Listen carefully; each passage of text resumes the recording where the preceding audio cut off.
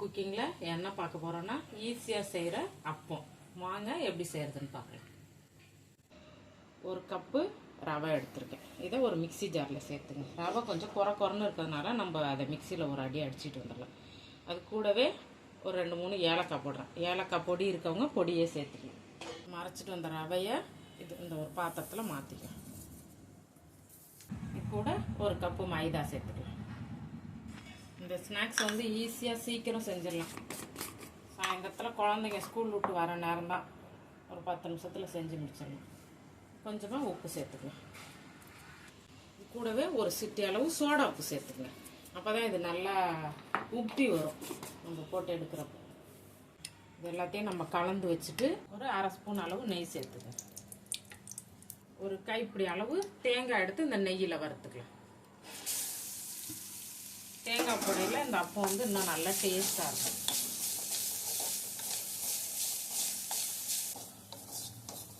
வறுத்துட்டு நம்ம அப்படியே இறக்கி வச்சுக்கலாம். பாகு காய்ச்சிட்டு மாவு கூட இது 2ஐயும் சேர்த்துடலாம். கப் அளவு வெல்லம் போதும் நம்மளுக்கு. அதுவே நல்லா இனிப்பாக இருக்கும்.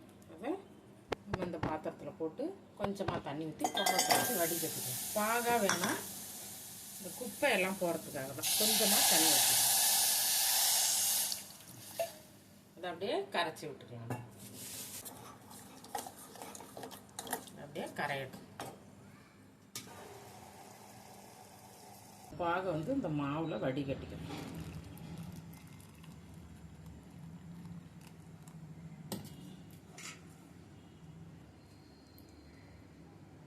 நம்ம நெய்யில் வறுத்த தேங்காவையும் நம்ம இது கூட சேர்த்தலாம்.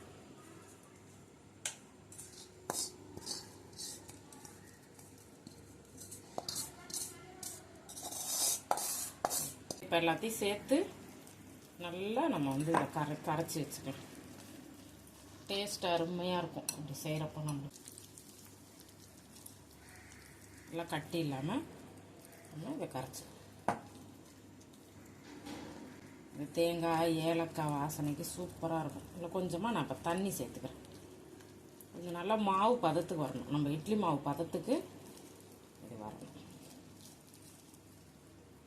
கொஞ்சமாக தண்ணி சேர்த்துக்கிறேன். ரொம்ப ஊற்றிடாதீங்க, கொஞ்சம் கொஞ்சமாக ஊற்றி சேர்த்து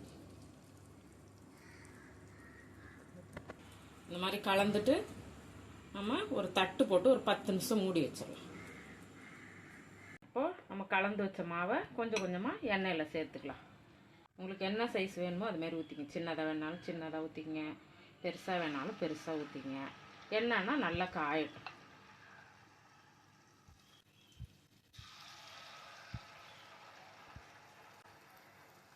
அதுவே அடியில் வெந்தோன்னா அதுவே மேலே வந்துடும் உங்களுக்கு பொங்கி. இப்போது நம்ம இதை பரட்டி விட்டுக்கலாம்.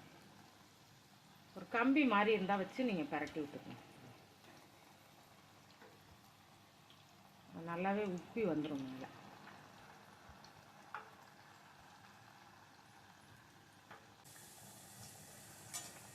உங்களோட அப்பம் சூப்பராக ரெடி ஆயிடுச்சு. நீங்களும் உங்கள் வீட்டில் செஞ்சு சாப்பிட்டு பார்த்துட்டு எப்படி இருக்குங்கிறத கமெண்ட்டில் சொல்லுங்கள். லைக் பண்ணுங்கள், ஷேர் பண்ணுங்கள், சேனலை சப்ஸ்கிரைப் பண்ணி சப்போர்ட் பண்ணுங்கள். நன்றி.